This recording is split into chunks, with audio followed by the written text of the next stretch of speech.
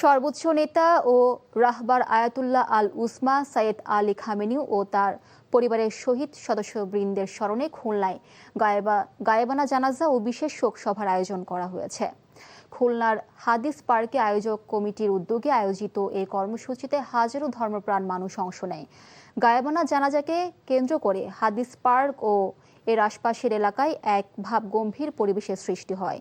শিয়া সুন্নি নির্বিশেষে সর্বস্তরের মানুষ এই জানাজায় শরিক হয়ে সংহতি প্রকাশ করেন। জানাজার নামাজ পরিচালনা করেন জামাতে মুহিব্বিনে আহলে বায়েতের সভাপতি মাওলানা ইব্রাহিম ফয়জুল্লাহ।